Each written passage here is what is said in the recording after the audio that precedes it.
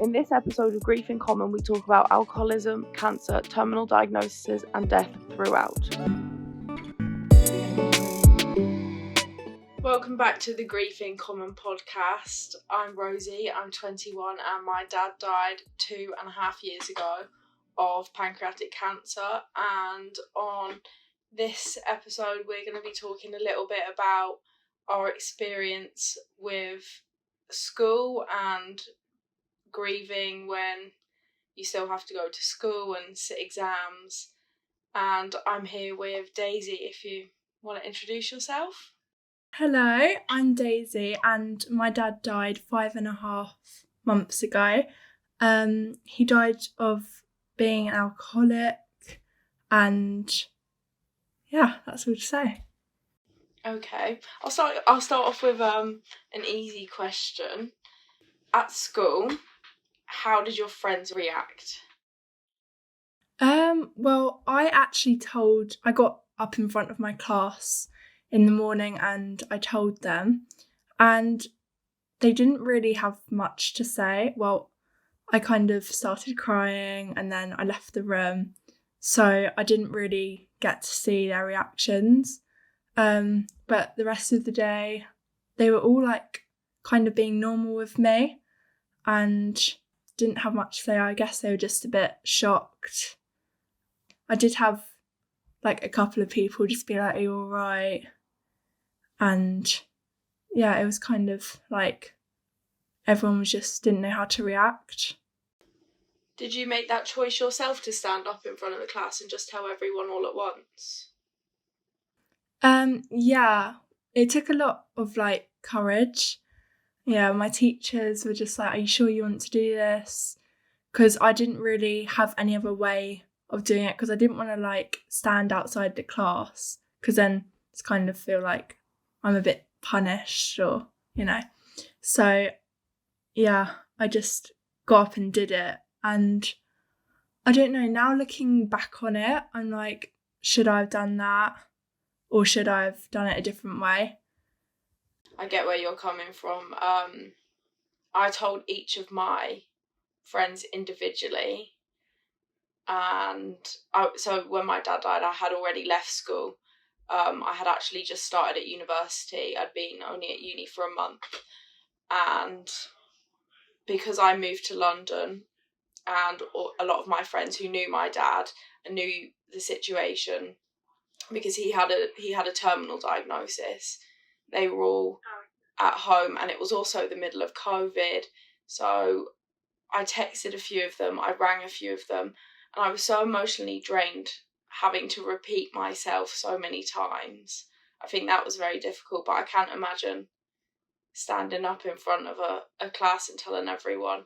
That was very brave. I definitely don't think I would have been able to do that. And what about your teachers?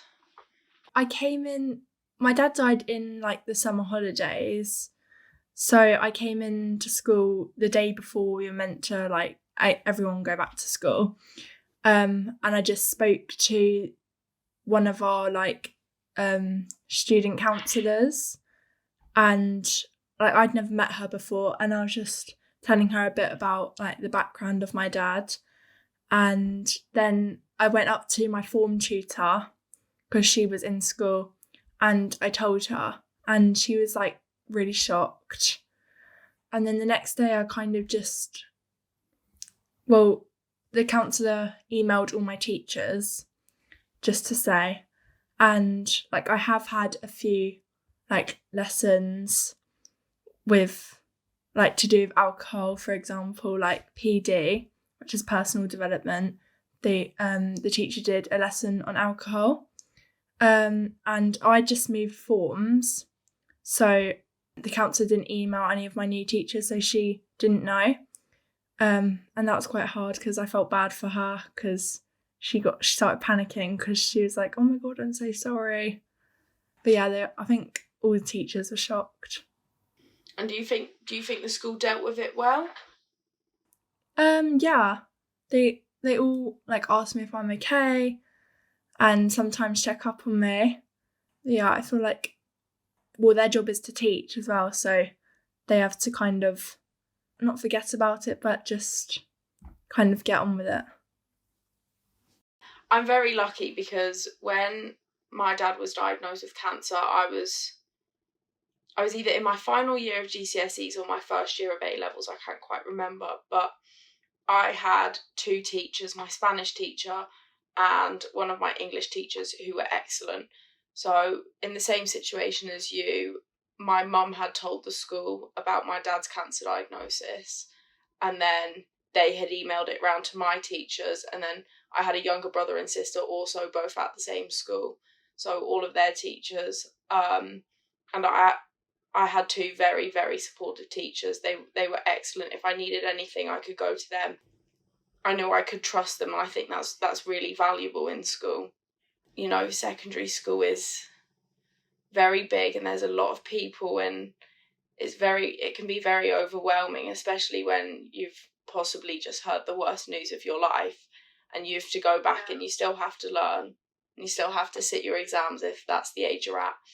School is kind of my safe place. I just put everything going on at home on the back burner. I don't know if you, Daisy, experienced something similar, but when you're around all these other people that are your age and they're not going through anything like this. Yeah, I just feel like no one knows what I'm going through, so I can't talk to like anyone else because I don't want to be like, oh, so how's your dad dealing with alcohol and stuff, because they're not. Do you think your friends found it difficult to relate to you or sympathise with you because they didn't know or they hadn't been through the same experience? I think that, so I've been in conversations with my friends and just like they're all talking about like going on holiday with their parents and stuff, and I'm like, oh yeah, I went on holiday with my mum, and they're like, oh, did your dad go as well? And I'm like, no. And then that puts me in an awkward position because I'm just like, do I tell them? And I think they're obviously supportive. They're not going to go, oh, why has your dad died? We didn't want to hang out with you anymore. They're just like, oh, I'm sorry. And then, yeah, I think it just gets a bit, awkward. And it's just like, oh, what do I say now? I think that's difficult because a lot of people don't know what to say, especially if they haven't been through something similar. When my dad died, I found that a lot of people ask me if I'm okay. Well, actually, I'm not okay, and it's not really the greatest of questions to ask. But I understand that people and my friends, they tried their very best, and the friends that were around when my dad died are the ones that I still have now. But I must say, a few of my friendships broke down. I think people struggle because you're obviously going through something massive, and they don't know what to say. They don't know how to communicate with you. They don't want to feel like they're stepping on eggshells around you. I think it comes with experience. Obviously, we've both been through something like that, so if that happened to one of our friends, we'd be able to relate. But I'm not sure about you, but I was the only one in my friendship group whose dad had died. Or in my year at school, I was the only one whose dad had died, and that was a shock to me that no one else had been through something like that. Yeah, well, I just moved tutor groups, and my friend, so we were in RSP, and the RSP teacher was talking about, oh, how many of you have suffered? So my friend put her hand up, my new friend from this form, and she was like, oh, I suffered because my mum died. And I was so shocked. And I was like, oh my God, like I never knew that. So I put my hand up and I was like, oh yeah, my dad died. That was hard for me. But then it's like, at least I have a friend who's kind of been through the same thing as me. We had a discussion after that lesson in English because we sit next to each other. I was just like, if you ever need like anyone to talk to, I'm here. And she was also like, oh no, I was like, do you do any like charities or anything? And I told them about Winston's wish. Her mum died in primary school, so she had like a 1-to-1 with like a school counsellor. But yeah, she's never done anything like this. So I almost think, how am I doing this right now? Because my dad died like 5 months ago. Yeah, Daisy, that's really recent. Yeah. Obviously, Daisy, your dad died very recently. And did you feel like you just wanted to jump back into things and get back to school and not take time off, or did you have time off? Well, so he died in the August of the summer holidays. So, or it's actually quite funny because we were just about to go on holiday to Spain, and we were in the Gatwick hotel, and we were getting ready to leave like the next day. And my mum told us at like 3 o'clock in the morning, because we'd already gone to bed by the time that she found out. And she was like, oh, do you still want to go on holiday? And then we were like, yeah, because there's no point in staying at home and just being sad. So it was quite a good like distraction. We could just go straight away. Like, obviously it was a sad holiday. I didn't need time at home. I didn't want to be stuck at home and just crying the whole day. And I have had days off, like when we're doing something like special holidays and stuff. And the school have been fine with it because we just told them, oh, it's about my dad. And yeah, I just didn't really want to be stuck at home and thinking about it. So school was a good distraction. I'm not quite the same, but nearly. So when my dad died, I was in the middle of my first term of uni, my first year, my first term, and I had flown home just to come and see him, and I didn't realise that I wouldn't be going back to uni as quickly as I thought I would. And it wasn't until I got home and my dad was in the hospice. They originally said it was for pain management, and it turned out there wasn't really much they could do at that point.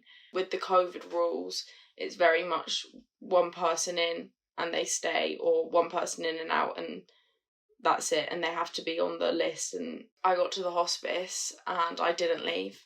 So for 7 days, 6 or 7 days, I was in the hospice, and then he died in the hospice.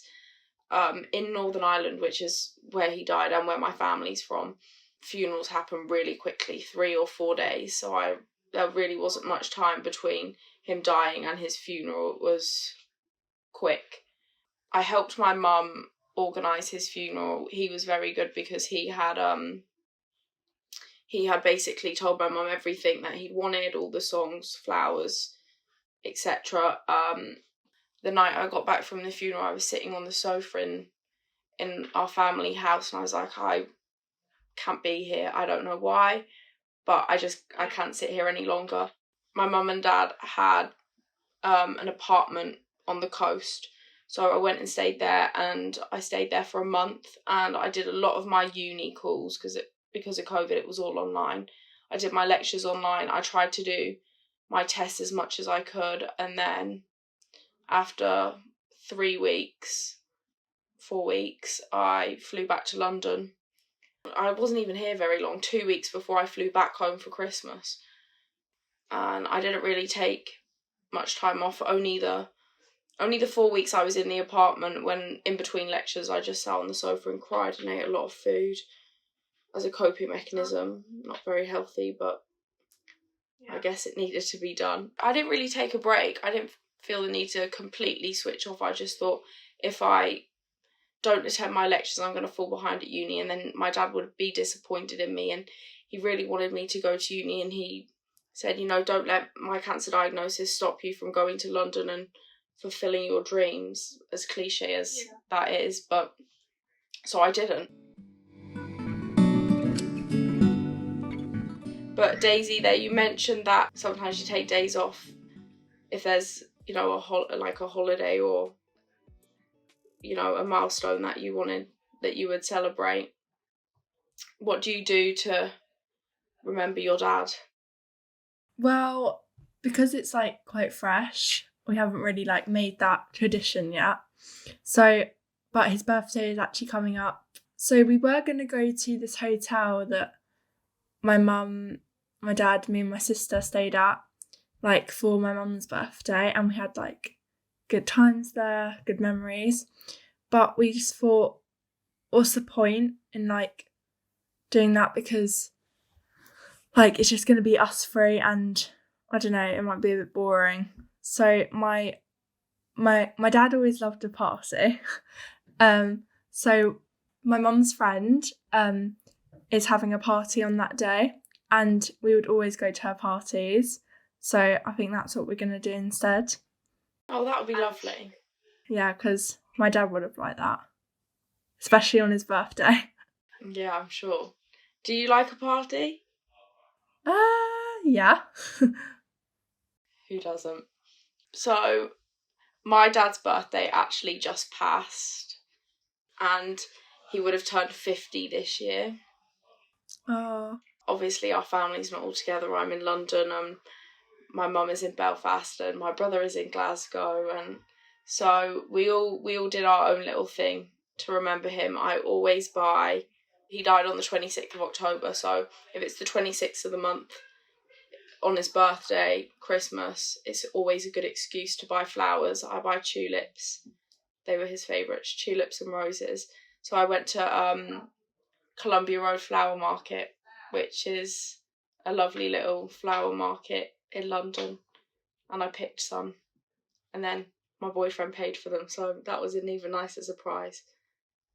But I must say, I did spend 3 days crying, and which I wasn't expecting actually, because usually I find the days running up to the actual day are much harder. So the first Christmas that we spent without him, I found the lead up to Christmas much harder than Christmas Day. But for some reason, this time, on his birthday, before his birthday, after his birthday, I just cried. And I guess that's the thing, grief hits you at different times. You could be fine 1 minute and not the next. Yeah, and it's okay to cry as well. Like, you're not alone on that. I also just wanted to mention that, so I'm kind of going through like a kind of similar thing to your dad, but with my granddad, because he recently got diagnosed with terminal cancer. Because he's quite old, he's 87. They're like, we're not going to give him chemo because there's nothing, like, he's going to die through chemo. So we're just like trying to make the most out of the time with him. And he recently, well, today actually, moved to a care home. So I'm going to go and see him tomorrow. That'll be a nice visit for him. Yeah, he's going to make the most of the time that I can. I think that's the best idea. If someone receives a terminal diagnosis, the best thing you can do is spend as much time with them as you possibly can. Make all the memories that you have. If you want pictures, obviously ask them first, but take pictures or look through photo albums with them. Yeah. I'm glad that when my dad was diagnosed with cancer, we didn't stop doing things. I mean, I know for some people they're unable, but my dad was still quite active at the start of his diagnosis, and we went on one big last family holiday. It was the holiday of a lifetime. I'm not sure I'll ever beat it. I mean, like, I saw a turtle giving birth to its eggs in the sand. And on that holiday, there were a lot of things that he couldn't do. Like, he was a scuba diver, and he taught me and my brother and sister how to scuba dive, and we got our certifications and everything. But with his treatment, he wasn't able. But he watched us, and I know he was a bit upset that he also couldn't, but we had a great time, and the fact that he was there was the big thing, because we knew he wasn't well, but he was still there. And now I've got pictures to look back on, and I think that's what counts. Daisy, what is your favourite memory of your dad? My favourite memory is probably when, on Christmas Day, he used to make roast dinners, and he would always, so everyone would get their roast dinner, and then there would be like leftovers, and he'd always have the leftovers. And sometimes he'd ask, "Oh, Daisy, do you want yours?" And obviously if I said no, he'd take it. So he was quite greedy, and he used to make really good meatballs. I love meatballs, and I've got a roast. I know it's a Monday, but I've got a roast cooking for me downstairs. I'm so excited. But my dad, I have a lot of favourite memories. It's really difficult. He loved a cup of tea or a cup of coffee, but it had to be made right in the order that he liked, which is up for debate. Controversial opinion. He had milk, tea bag or sugar, depending on whatever one it was, hot water, and then stir. And if you made it wrong, he knew you made it wrong, with two digestives with butter, sandwiching them together. And he would click his fingers, and whoever was standing there had to go and make it. No ifs or buts. Daisy, do you have any advice you'd like to leave our listeners? I just wanted to say that it's okay to take a time out and just talk yourself through something and take a minute to relax and then get back to what you're doing. Fab. I wish I could tell my younger self that. If I had anything to tell you all, it would be to feel your feelings, every single one of them, even the ones that you think are bad. Cry, be angry, be frustrated at the world, but also be happy and smile and find the joy in the little things, the birds outside the window, or maybe someone who's laughing in public. Feel all the feelings, take it slowly.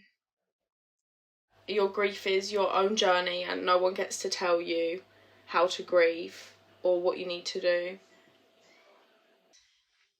Thank you, Daisy, for talking to me about your experience at school and with your friends and your grief journey and everything else we've covered in this episode. Thank you for having me.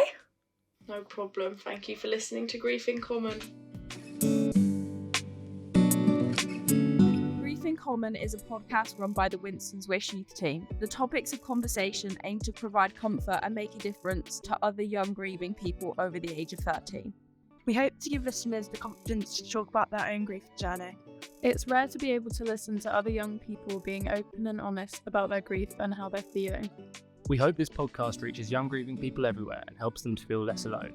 From teenagers to young adults, students to professionals, we're all